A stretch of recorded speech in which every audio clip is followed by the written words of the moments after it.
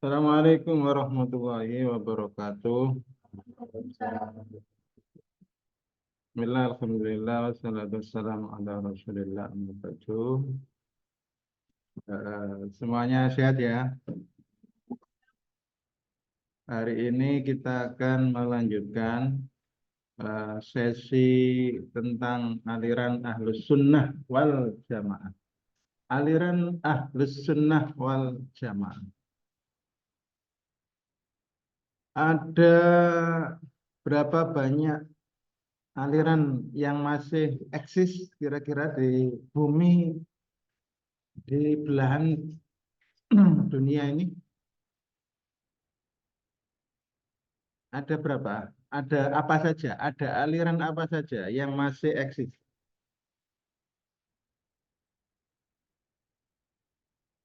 Hah? NU, Muhammadiyah.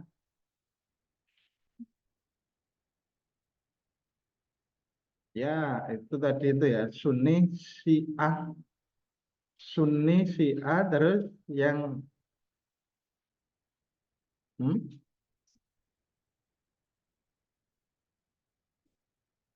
Apa sama itu? Apa itu maksudnya kok sebut no? Oh ya, Sunni. Sunni itu singkatan dari Ahlus Sunnah wal Jamaah. Jadi kalau nyebut Ahlus Sunnah wal Jamaah terlalu panjang, ya, ya nyebutnya Sunni. Hah? Oh, itu aswaja itu ya khas khas Indonesia. Atau, ya. Kalau secara internasional sebutan Ahlussunnah wal Jamaah itu ya singkatannya Sunni, Sunni, Syi'i yang relatif baru ya, relatif baru dalam arti begini. Di era klasik, di era perkembangan ilmu kalam, teologi Islam, eh, paham ini, aliran ini tuh belum ada, yaitu Ahmadiyah. Ahmadiyah. Yang yang juga ya baru era modern ini hadir ya, Wahabi. Nah, itu loh Pak, Wahabi apakah tidak Ahlus Sunnah wal Jamaah? Ada perbedaan yang dianggap mencolok sehingga ada ada banyak ahli yang menyebut memang sudah berbeda antara Ahlus Sunnah wal Jamaah dan Wahabi. Nah, tetapi sekali lagi ya, perbedaan itu hendaknya tidak menjadikan kita buru-buru mengklaim, buru-buru eh, menjustifikasi kekafiran aliran tersebut. Yang jadi persoalan, yang jadi persoalan seringkali perbedaan keyakinan dalam arti keyakinan di sini perbedaan pendapat dalam bidang akidah walaupun bingkai dalam Islam itu seringkali menjadi penyebab perpecahan, seringkali menjadi penyebab permusuhan, seringkali menjadi penyebab peperangan. Nah, gitu. Walaupun kalau kita melihat sejarah awal perpecahan umat Islam itu bukan karena akidah. Perpecahan umat Islam itu disebabkan oleh masalah politik. Masalah politik itu yang paling awal ketika zaman Nabi, siapa sih pemimpin yang bisa menggantikan Nabi Muhammad? Eh, Di awal tidak ada hal krusial karena bersepakat Abu Bakar. terus ditunjuk Umar, terus dipilih berdasarkan presidium adalah Utsman bin Affan, dan terakhir zaman Khulafaur Rasyidin musyawarah dipilihlah Ali bin Abi Thalib. Ketika Ali bin Abi Thalib bermusuhan dengan Muawiyah, maka ini yang paling awal yang menjadi penyebab terjadinya firqah-firqah, aliran-aliran dalam akidah, yaitu ketika kelompok sahabat Ali tidak puas terhadap terjadinya tahkim atau perdamaian. Nah, ketika tidak terima dengan tahkim perdamaian itu, maka kemudian kelompok Ali yang tadi awalnya sangat mendukung Ali akhirnya memisahkan diri keluar dari barisan Ali. Nah, keluar dari barisan Ali inilah yang kemudian membentuk doktrin-doktrin khusus. Doktrin pertama adalah doktrin tentang la hukma illa billah. Itu ya. La hukma illa billah itu artinya tidak ada hukum kecuali hukum Allah. Man lam yahkum bima anzalallah fa ulaika humul kafirun. Barang siapa yang tidak berhukum dengan hukum Allah, maka dia adalah kafir. Maka Ali dianggap tidak berhukum dengan hukum Allah, dinyatakan kafir. Muawiyah tidak berhukum dengan hukum Allah, maka dinyatakan kafir. Yang Islam hanya kelompoknya Khawarij saja. Bahkan kelompok Khawarij yang tidak hijrah ke wilayahnya Khawarij juga dianggap kafir karena berada di Darul Harb, di daerah yang boleh diperangi. Nah, begitu.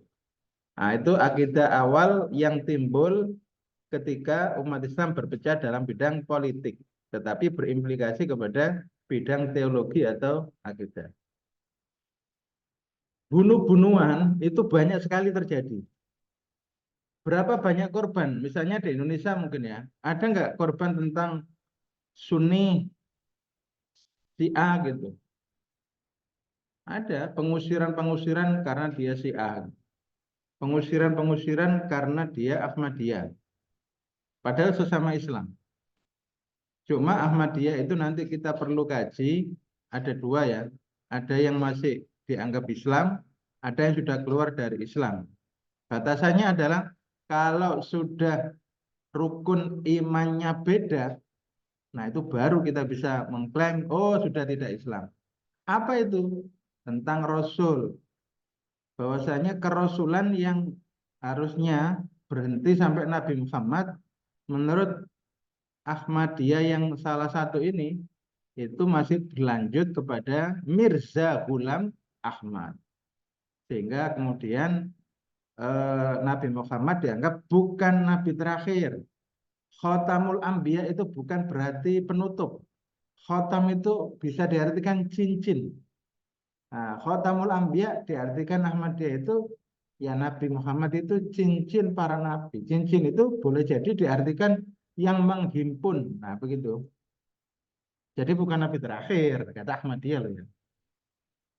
Nah, Ahmadiyah yang seperti ini bisa kita anggap sudah bisa kita klaim sudah tidak lagi sebagai penganut agama Islam. Artinya sudah kafir. Nah, saya kembali merefresh sejarah lahirnya aliran Ahlussunnah wal Jamaah. Oh iya, nilai penting apa tadi yang saya mau sampaikan? Sebelum saya lanjut ke sini ya. Nilai penting apa? Kalau kemudian akidah yang ada itu, aliran-aliran itu kok kemudian saling menegasikan, saling menafikan, saling menghancurkan. Apakah nggak naif? Agama kok malah menjadi biang perpecahan. Agama kok malah justru menjadi biang permusuhan. Agama kok menjadi alat permusuhan, alat peperangan. Begitu. Padahal mestinya agama itu diturunkan sebagai rahmat.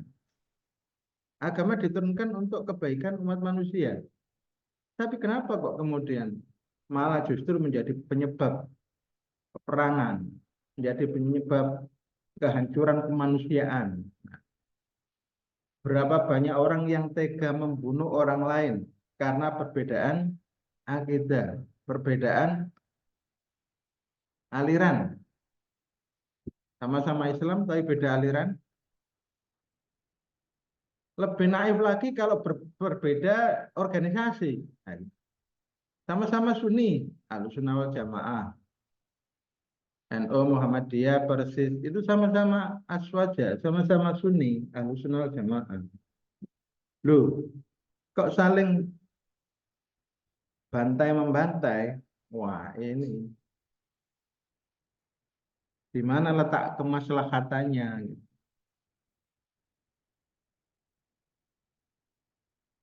Loh, Pak, kalau ada yang menyimpang bagaimana sikap kita? Ayo. Pan, kalau kamu misalnya mendapati teman kamu di kelas ini ada yang menyimpang, mengikuti Ahmadiyah yang tadi sudah kita anggap sesat, apa yang kamu lakukan? Pukuli dia, Pak, gitu ya. Pukuli rame-rame bareng gitu ya. Ada orang Syiah di sini, dia mempengaruhi teman kamu yang Ahlus Sunnah gitu.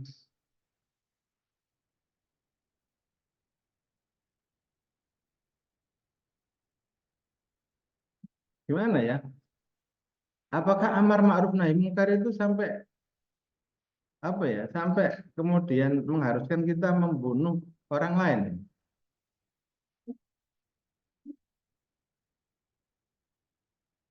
Semangat berjihad luar biasa sehingga kemudian eh, nah itu sudah sudah apa ini sudah melalaikan maksud tujuan Islam diturunkan. Maksud tujuan Islam diturunkan itu kita kenal dengan maqasidus syariah. Maqasidus syariah itu sering dihimpun dalam apa itu Mabadiul Khamsah juga ini. Tapi bukan Mabadiul Khamsahnya ini, bukan Mabadiul Khamsahnya Mu'tazilah. Ya, Mabadiul Khamsah yang dimaksud dalam maqasidus syariah itu apa? Masih enggak?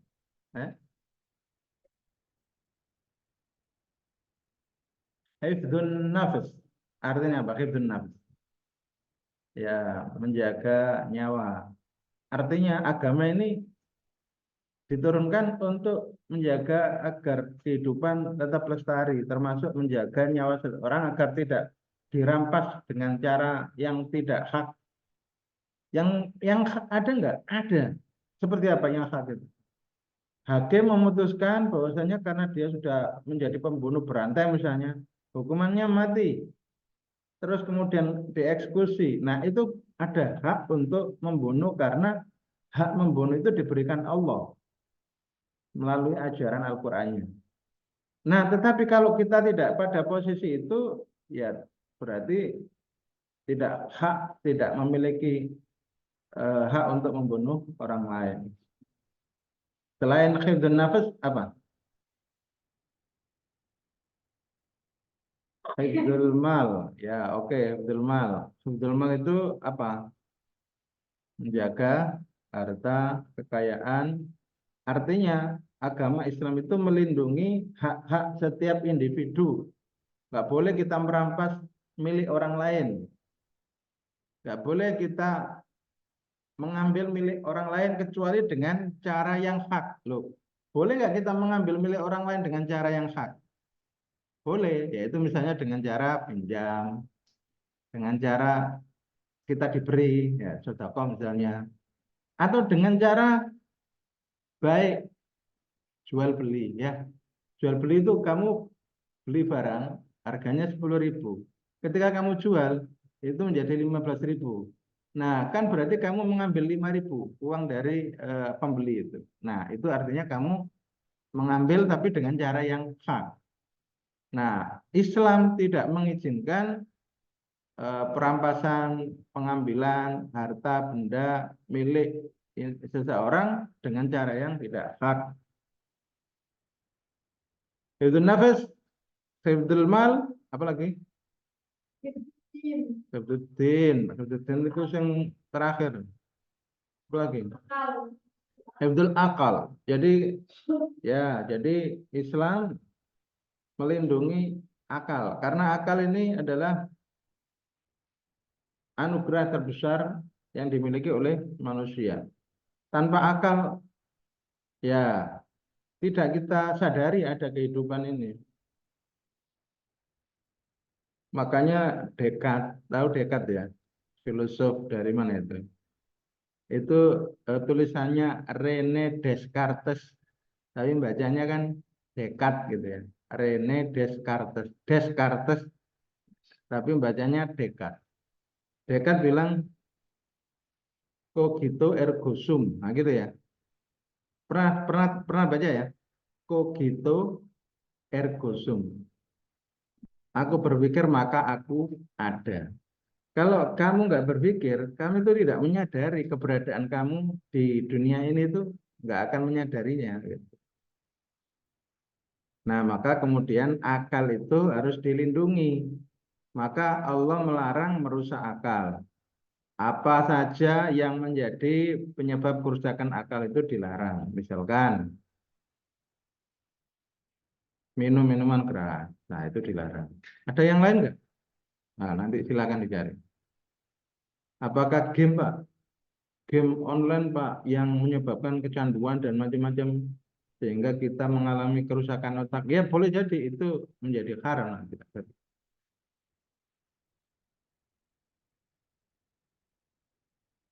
Hifdzul nafas, hifdzul mal, hifdzul akal, apa lagi? Hifdzul nasal ya. Nasal itu apa? Keturunan ya. Jadi Allah melindungi manusia agar keturunannya terjaga, tidak ada problem sosial yang terjadi ketika manusia beranak turun. Maka kemudian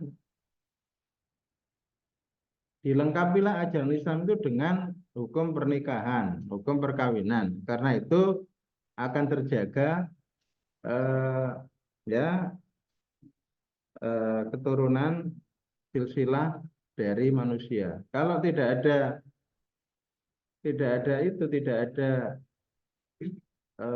apa itu semacam perangkat hukum tentang perkawinan, maka orang itu akan dengan mudah melalaikan kewajibannya sebagai orang tua karena pernikahannya nggak diatur. Hubungan antara laki-laki dan perempuan nggak diatur yang menyebabkan ada anak yang lahir tanpa diketahui siapa orang tuanya, siapa bapaknya maksudnya. Kalau ibunya mesti jelas ya, tapi kalau bapaknya itu yang mungkin menjadi tidak jelas. Siapa yang nanti yang bertanggung jawab? Revan Pak yang bertanggung jawab. Terakhir apa?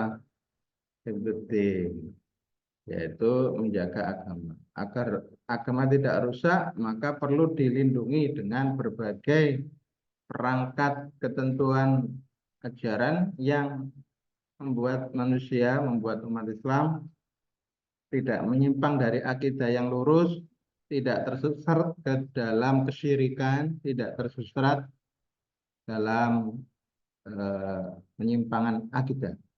Nah, itu.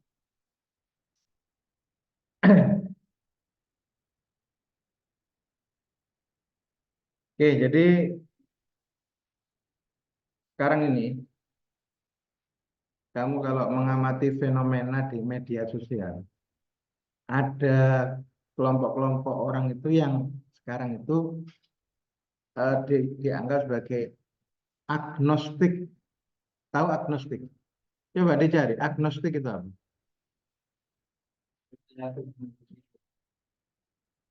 Oke. Terus ada yang sudah ateis. Ateis tahu kan? Ya, tidak percaya kepada adanya Tuhan. Nah, itu sudah cukup banyak ini. Nah, fenomena-fenomena ini jangan-jangan karena prihatin terhadap berbagai permusuhan yang timbul akibat perbedaan paham, perbedaan akidah. Ya, jengkel gitu loh. Kok lagi-lagi agama menjadi penyebab permasalahan? Mestinya agama ini menjadi solusi. Kok malah menjadi masalah? Nah, Anda ini karena punya kemampuan atau punya pemahaman yang komprehensif tentang agama, harapannya nanti bisa menampilkan agama itu sebagai solusi, bukan malah menjadi masalah gitu.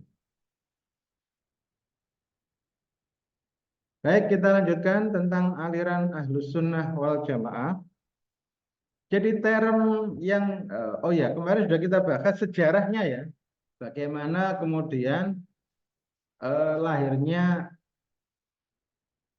faham Ahlus Sunnah wal Jamaah itu diawali dengan peristiwa dari tokoh tokoh Ahlus Sunnah wal Jamaah yang kita kenal sebagai Abu Hasan Al Asy'ari. Peristiwanya kalau saya refresh adalah bahwa yang bersangkutan tidak lagi syrik, sudah mengalami syak keraguan terhadap paham yang dianutnya selama ini, yaitu paham Mu'tazilah. Jadi kita tahu bahwasanya Abu Hasan Al Asy'ari itu adalah awalnya seorang Mu'tazilah, Mu'tazili. Sebutannya orang Mu'tazilah itu berarti Mu'tazili. Orang Syiah itu Syi'i. Orang Ahlussunnah Jamaah itu Sunni. Nah, tetapi kemudian dengan berbagai peristiwa yang melingkupinya itu akhirnya dia keluar dari Mu'tazilah. Masih ingat ya peristiwa-peristiwanya ya? Nggak perlu saya ulas kembali ya. Nah, kemudian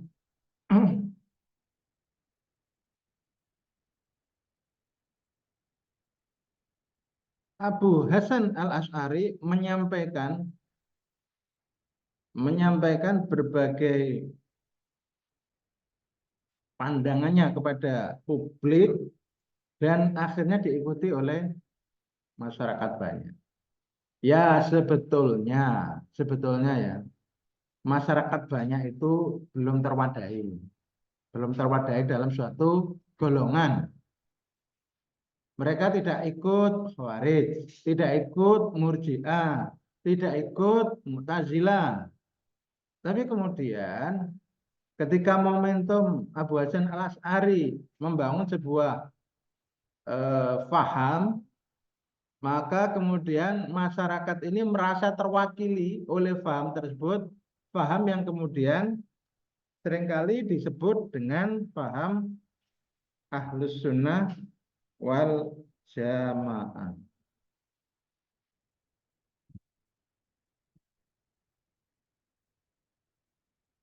Jadi faham Ahlus Sunnah wal Jamaah ini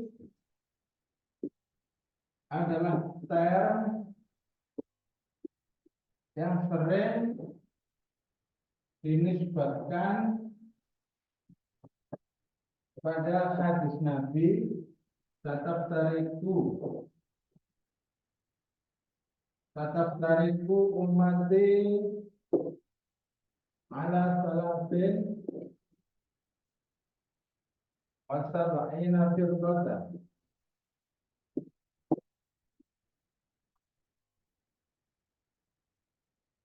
Kulluhum finnar, kulluhum finnar illa wahid.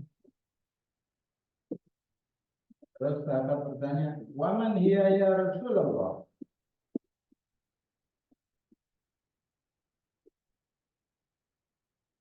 Qala, Rasulullah bersabda,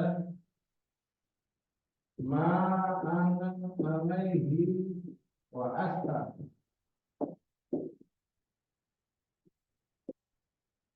Ada sih hadisnya Mungkin tidak persis ya, tapi menurut saya mendekati.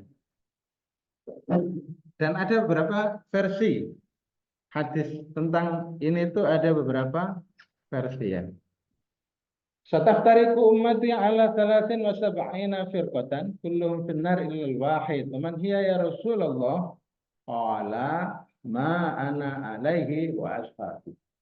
Sataftariku ummati, umatku akan terpecah ala thalathin menjadi 3 dan 70 firqatan, menjadi 73 golongan. Kulluhum finnar. Semuanya akan masuk neraka kecuali satu, illal wahid. Siapa itu? Waman hiya. Dan satu itu siapa? Ya Rasulullah. Qala Rasulullah, ma ana alaihi wa ashabi. Ma ana alaihi wa ashabi. Orang-orang yang mengikuti aku. Ya, mengikuti aku ini maksudnya siapa? Orang-orang yang mengikuti sunnahku. Nah, begitu ya. Sehingga ini kata-kata man alaihi wa ashabi itu identik dengan orang-orang seperti ahlul sunnah. Nah, itu ahlus sunnah. Orang-orang yang mengikuti sunnahku. Ma ana alaihi wa ashabi dan orang dan para sahabatku. Sahabat ini adalah orang banyak gitu. Jadi orang banyak itu adalah jamaah gitu ya. Jadi orang-orang yang mengikuti aku dan para sahabat. Nah, inilah kemudian penyebutan kelompok ini sebagai ahlus sunnah wal jamaah dinisbatkan kepada hadis ma'ana alaihi wa ashab. Jadi nggak ada hadis yang menyatakan ahlus sunnah wal jamaah itu tidak ada. Tapi dinisbatkan pada hadis ini. Dan hadis ini juga dipertanyakan kesohihannya. Ya, kesohihannya dipertanyakan. Mungkin hanya sampai level hasan, belum sampai level sohih. Bahkan, nah ini bahkan ada hadis itu yang malah justru bukan bukan kulluhum finnar, tapi kulluhum fil jannah illal wahid. Semuanya masuk surga kecuali satu aja yang tidak masuk surga. Ada hadis seperti itu. Nah, ini hadis yang benar yang mana? Nah, itu silakan nanti cek. Tetapi terlepas nama ini tidak apa ya? Terlepas nama ini mungkin dari sisi penamaan itu tidak punya sumber dasar yang betul-betul sahih, tetapi prinsip akidah itu yang penting gitu. Ya. Jadi prinsip akidahnya itu yang penting. Jadi boleh nama ini tidak valid tetapi akidahnya valid. Ya, itu yang oke. Jadi di antara nama-nama aliran yang ada itu ya tentu kita nggak perlu melihat dari si penamaannya atau tidak terlalu penting melihat dari si penamaannya, tetapi melihat dari prinsip-prinsip keimanannya. Gitu. Yang paling penting adalah prinsip-prinsip keimanan.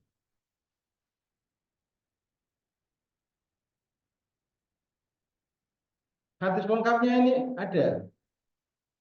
Jadi hadis lengkapnya itu bicara tentang Yahudi, bicara tentang Yesus. Jadi Yahudi akan terpecah menjadi berapa? Nasrani akan terpecah menjadi berapa? Nah, umat Islam terpecah menjadi 73 golongan. Saya agak lupa berapa untuk hadisnya ini.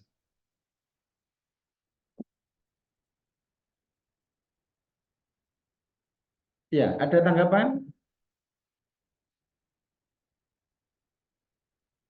No comment, Pak.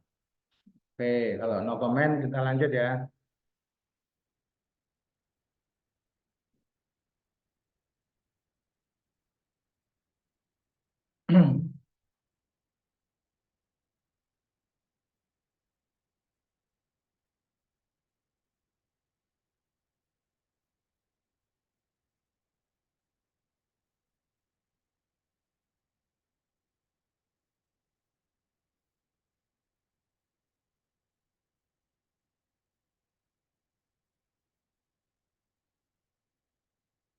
Nah, kita bicara prinsip akidah saja ya.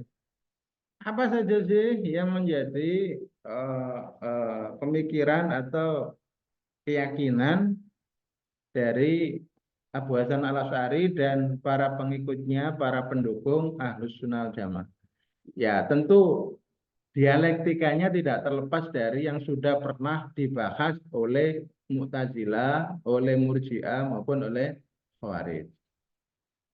Yang pertama misalnya terkait dengan percaya pada sifat Allah. Jadi kalau Mu'tazilah itu tidak percaya Allah punya sifat, maka Ahlus Sunnah wal Jamaah itu percaya Allah punya sifat. Kalau kemudian dipertentangkan di apa ya itu ditolak oleh Mu'tazilah bahwasanya kalau percaya pada sifat itu artinya meyakini ada dua hal yang sama-sama azali, sama-sama qadim, maka oleh Al-Asy'ari dijawab bahwasanya sifat itu tidak berada di luar zatnya dan Allah tidak mendengar dengan zatnya. Allah tidak Rahman dengan zatnya. Allah tidak Rahim dengan zatnya. Tetapi Allah Rahman Rahim itu dengan sifatnya. Itu menurut penjelasan dari Abu Hasan Al-Asy'ari. Maka kemudian Abu Hasan Al-Asy'ari merumuskan. Nah, merumuskan sifat Allah itu yang wajib ada 20.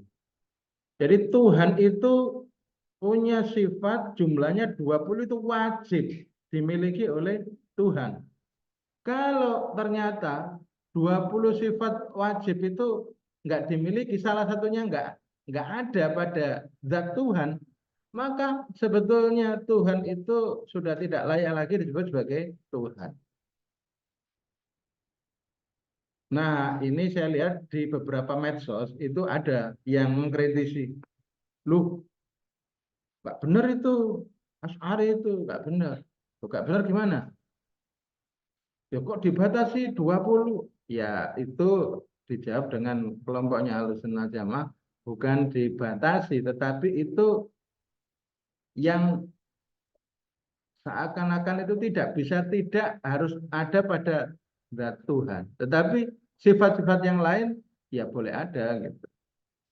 Bahkan kalau kita mengenal Asmaul Husna ya itu jumlahnya bisa 99.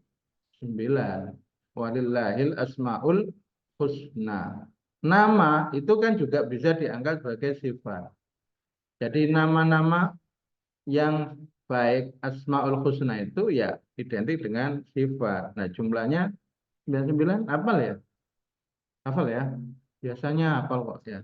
Kalau dihafalkan gimana?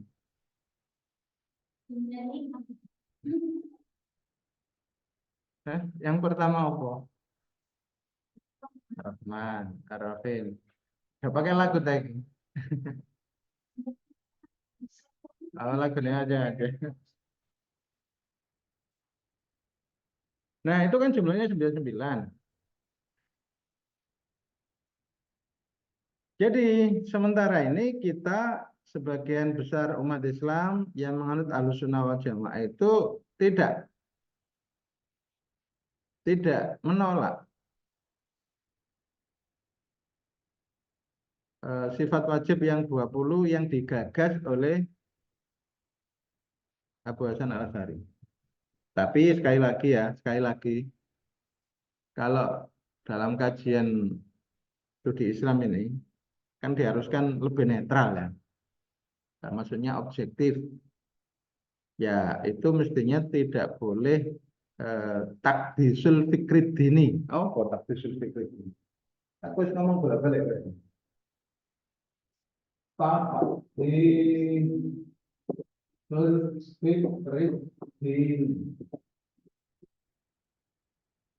Mentakdiskan, menganggap suci, menganggap tidak bisa salah, pemikiran, gagasan, keagamaan. Nah, gitu.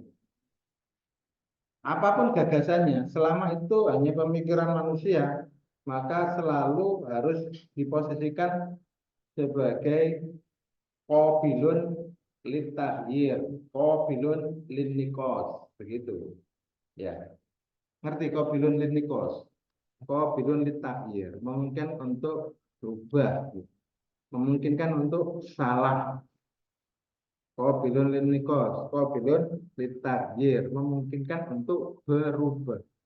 Yang nggak berubah itu adalah Al-Quran. Tapi penafsiran terhadap Al-Quran semuanya mungkin salah, mungkin benar. Jadi tidak boleh ditakuskan, nggak boleh disakralkan. Nah begitu. Jadi studi Islam itu mestinya begitu ya, cara pandangnya. Harus netral, supaya kemudian kita bisa mendudukan posisi aliran-aliran itu secara tepat.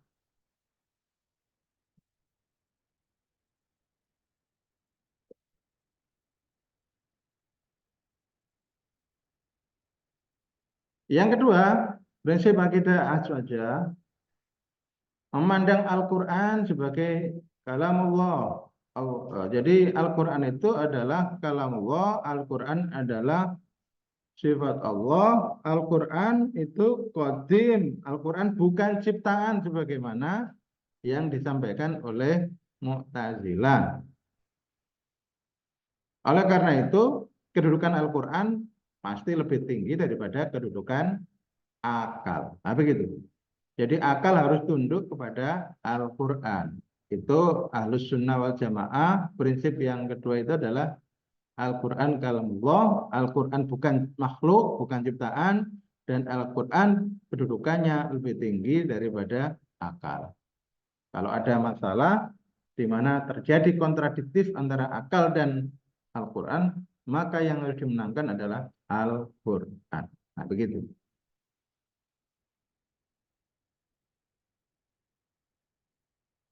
Yang ketiga, prinsip akidah Ahlussunnah wal Jamaah bahwasanya pelaku dosa besar itu masih mukmin selama tidak menyekutukan Allah. Orang-orang yang berdosa besar itu masih mukmin, tapi sebutannya mukmin yang fasik. Sebetulnya sebutannya sama ya dengan Mu'tazilah. Mereka itu pendosa besar itu fasik. Tetapi bagi Mu'tazilah di akhirat kelak orang-orang ini tidaklah disiksa di neraka, juga tidak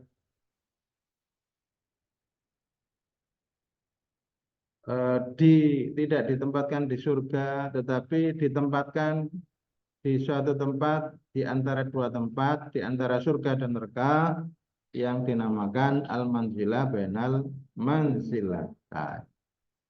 Termasuk anak kecil yang belum balik, belum taklif, nah itu mereka juga ditempatkan di al-manzilah bainal manzilatain. Bagi ahlus sunnah wal jamaah, al-manzilah bainal manzilatain itu tidak ada. Jadi yang ada ya hanyalah surga dan neraka. Karena itu orang mukmin yang berdosa itu terdapat dua kemungkinan yang sudah pernah saya sampaikan. Yang pertama, orang mukmin yang berdosa itu akan dihukum, disiksa di neraka terlebih dahulu, baru kemudian setelah diberikan balasan sesuai dosanya itu, barulah kemudian diangkat ke surga. Alternatif kedua, orang mukmin yang berdosa besar, jika Allah mengampuni maka dia bisa masuk surga tanpa harus terlebih dahulu mampir ke neraka. Gitu. Nah, itu cara pandangnya akidah Ahlus Sunnah wal Jamaah. Tentu kalian punya pemikiran atau punya keyakinan seperti itu juga. Duh Pak, saya kok nggak sadar ya? Ya, karena belum mempelajari secara utuh akidah Ahlussunnah wal Jamaah yang kamu pegangi. Jadi kamu itu berpegang pada Ahlussunnah wal Jamaah, tapi kadang tidak tahu ya prinsip-prinsip akidah Ahlussunnah wal Jamaah. Berikutnya yang keempat ya, konsep al-kasbun, konsep usaha manusia. Terkait dengan konsep al-kasbu, Abu Hasan al-Asy'ari menyatakan bahwasanya perbuatan manusia itu ditentukan oleh manusia, tapi juga ditentukan oleh Allah. Jadi dalam perbuatan manusia itu ada usaha manusia, ada usaha Allah. Itu menurut pendapat atau keyakinannya Abu Hasan al-Asy'ari. Jadi manusia tidak akan mampu merealisasikan ya kehendaknya jika Allah tidak menghendaki. Wa ma tasyauna illa ayyasha Allah. Tetapi manusia juga diberi kekuatan untuk melakukan usaha-usahanya. Hanya saja yang menjadi penentu, nah gitu, yang menjadi penentu dari keberhasilan tindakan tersebut itu bukan manusia tapi Allah. Ya sebetulnya ini hampir terjebak kepada Jabariyah gitu. Jadi kalau pemikirannya Abu Hasan al-Asy'ari yang rumit ini, ujung-ujungnya itu seperti Jabariyah. Karena lagi-lagi penentu keberhasilan ikhtiar itu adalah Allah, bukan manusia. Cuma nanti kita ada pilihan. Bahwasanya di Ahlussunnah wal Jamaah itu ada pandangan dari Abu Mansur al-Maturidi. Ya menyatakan bahwasanya memang dari perbuatan manusia itu ada faktor Allah, ada faktor manusia. Tetapi menurut Abu Mansur al-Maturidi yang lebih efektif untuk berhasil itu adalah usaha manusia. Kalau Abu Hasan al-Asy'ari ya yang efektif dalam keberhasilan perbuatan manusia itu adalah kehendak Allah.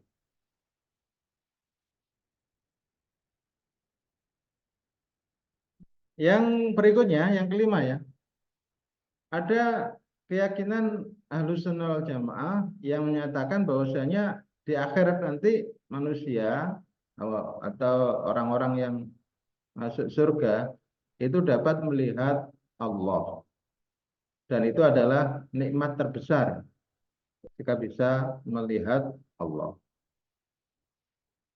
Tentu ini ada perbedaan dengan pandangan ulama yang lain yang menyatakan ya, Allah tidak akan bisa dilihat. Nggak ada dalil-dalil yang kuat yang menyatakan Allah bisa dilihat. Berikutnya keadilan Tuhan dan kriteria baik buruk ya. Jadi prinsip dalam akidah Ahlussunnah Jamaah keadilan Tuhan bukan kemudian dianggap sama dengan keadilan manusia. Karena Allah itu maha kuasa, maha segalanya dan tidak ada yang bisa membatasi kemahakuasaannya Allah dan itu adalah bentuk keadilan Allah. Baik buruk kriterianya ya apakah itu sesuai dengan ketentuan Allah atau tidak. Bukan ketentuan manusia. Jadi kalau baik itu ditentukan oleh manusia, maka buat apa Allah menurunkan ajaran agama, menurunkan agama Islam.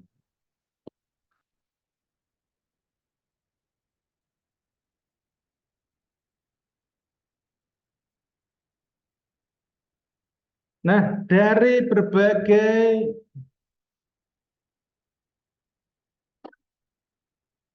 pandangan Abu Hasan al-Asy'ari, Abu Mansur al-Maturidi atau secara umum pandangan para pengikut dari siapa ini? Ahlussunnah wal Jamaah. Misalnya ada Al-Baqillani, terus ada Al-Juwaini dan yang paling top Al-Ghazali. Jadi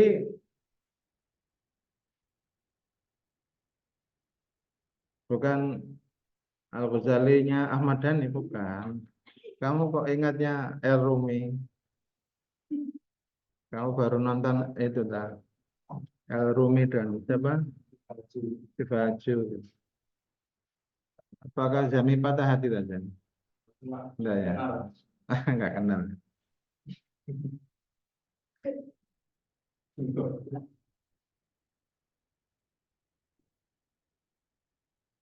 Walaupun walaupun ketika Abu Hasan Al Asy'ari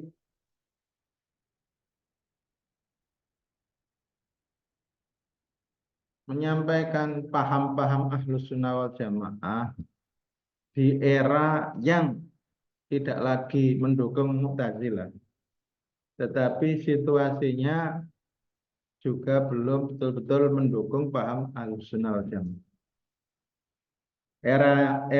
Eranya Abu Hasan Al Asy'ari ketika menyatakan ketika apa itu melemparkan pemikiran-pemikiran Ahlussunnah wal Jamaah itu eranya Al-Mutawakkil 'ala Allah. Kemarin kan kita ini ya, era Harun Ar-Rasyid itu belum menentukan ya. Terus baru di era Al-Ma'mun ini ditetapkan Mu'tazilah sebagai ajaran resmi negara. Terus Al-Mu'tasim, terus kemudian Al-Wasik. Nah, di era ini tiga ini Mu'tazilah sangat berkuasa. Bahkan mereka melakukan misnah. Misnah itu inquisition. Misnah inquisition itu menginterogasi keyakinan masyarakat.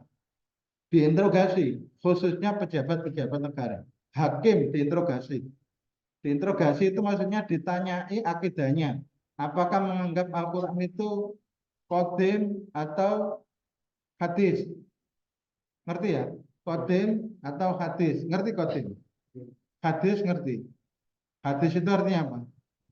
Baru. Qadim dahulu ya. Oke.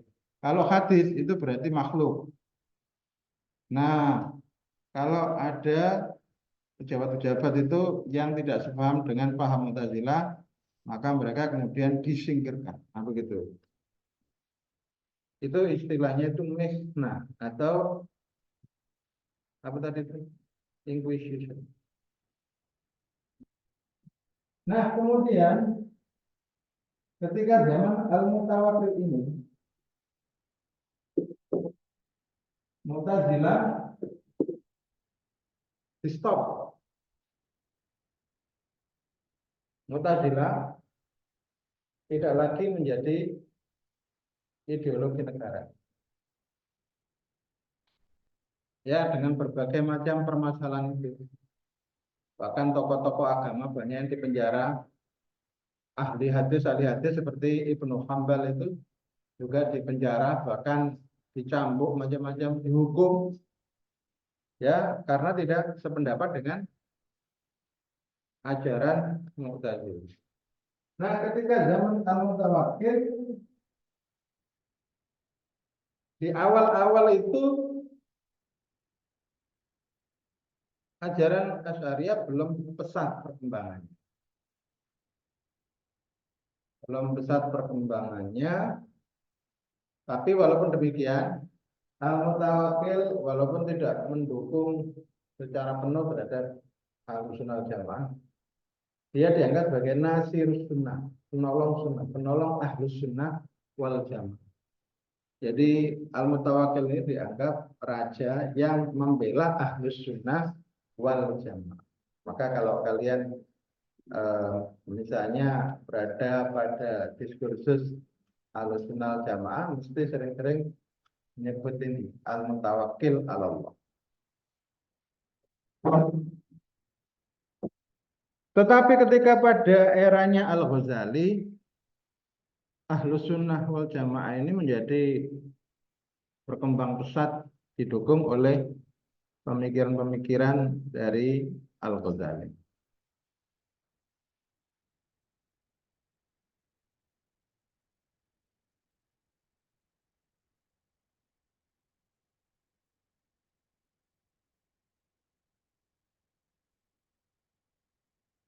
Dari semua itu, dari semua pemikiran, dari semua gagasan, nah, dari semua pandangan yang dimiliki oleh Ahlus Sunnah wal Jamaah, maka Ahlus Sunnah wal Jamaah ini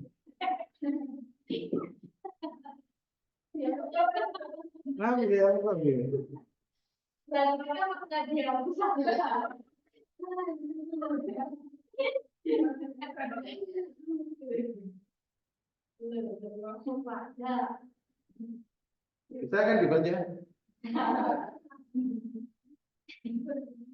Nah, apa aja itu karakteristiknya itu ya? Ya, pertama tidak tawadun, tasamuh, tawasud. Utamanya tawasud ya. Tawasud itu tengah-tengah. Paham ahlu sunnah wal jamaah itu mesti tengah-tengah. Tidak ekstrim gitu loh. Tidak ekstrim kanan, tidak ekstrim kiri. Ekstrim kiri, ekstrim kanan itu misalnya kalau ekstrim kiri dalam bidang fatalistik atau predestination itu tidak qadar ya, tidak jabar ya, tidak qadar ya. Mungkin juga berpandangan tawasud itu karena ada hadis khairul umuri awsatu. Sebaik-baik perkara adalah yang di tengah. Tasamu menghargai perbedaan, toleran, etidal, adil, tegak lurus. Nanti silakan dicari mana pandangan-pandangan yang menunjukkan iktidalnya, yang menunjukkan tasamuhnya, yang menunjukkan tawasudnya, yang menunjukkan tasamuhnya. Ya, secara umum pandangan Ahlus Sunnah wal Jamaah yang banyak itu adalah ya berkarakteristik itu.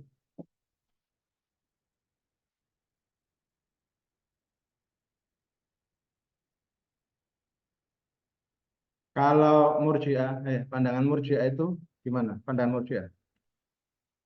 Pandangan Murji'ah itu sangat-sangat longgar. Bahwasanya iman itu, oh iya, iman itu bagaimana? Iman itu menurut Murji'ah, ya yang penting hatinya. Tasdikun bil qalbi udah cukup. Kalau Khawarij, tiga-tiganya itu. Tasdikun bil qalbi, ikrarun bil lisan, wa amalun bil jawarih. Tiga, Khawarij. Murji'ah, satu aja. Tasdikun bil qalbi. Ahlus sunnah, dua minimal. Tiga itu sebagai pelengkap. Oh, rada moderat kan. Tasdikun bil qalbi wajib. Ikrarun bil lisan wajib. Itu syarat menjadi mukmin. Kalau ditanya, kamu yakin dengan Allah? Yakin. Ya, yakin. But, kamu yakin? Bukannya saya yang yakin.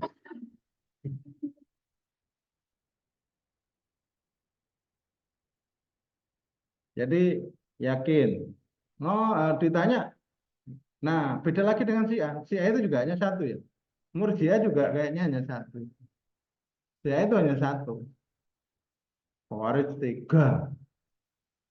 Harus diamalkan. Kalau nggak diamalkan, ya itu kafir jadinya. Jadi kalau tiga-tiganya ini nggak diamalkan, bagi Khawarij orang itu sudah kafir. Bagi Murji'ah, bagi Syiah cukup tasdikun bil qalb, amalun bil jawarih, ikrarun bil lisan tidak menjadi syarat. Tahu ya?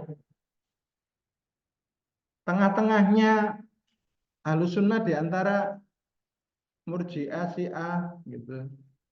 Murji'ah, Syiah di satu pihak, terus Khawarij di satu pihak. Ya, tentang keimanan tadi itu. Syarat iman tiga-tiganya Khawarij harus dipenuhi. Syiah, Murji'ah cukup satu, tasdikun bil qalbi. Ahlus Sunnah tasdikun bil qalbi, iqrarun bil lisan. Tapi lebih sempurna kalau amalun bil arkan atau amalun bil jawarih.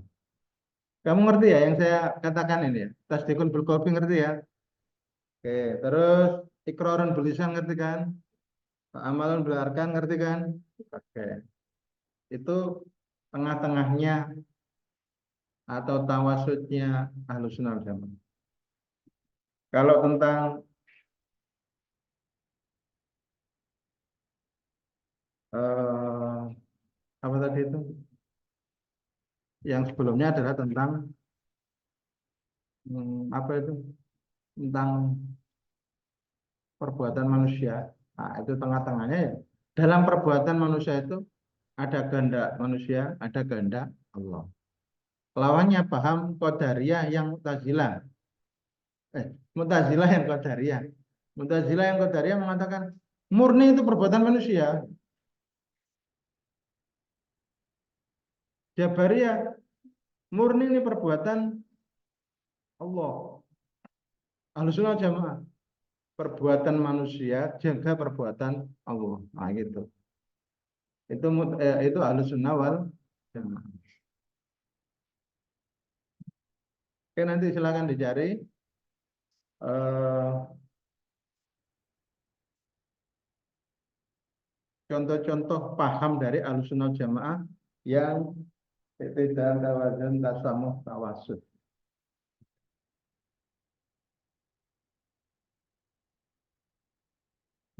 Nah, selanjutnya nanti kalian perlu mencermati perbandingan Ahlussunnah Jamaah versinya NU, versinya Muhammadiyah, versinya Persis. Ya, secara prinsip sama, tapi kadang-kadang berbeda di furu. Ya, itu ya. Secara umum begitu. Oke, untuk hari ini barangkali kita cukup selesaikan materi Ahlussunnah wal Jamaah. Minggu depan sudah UTS ya? Kita belum? Oh, nggak tahu jadwalnya.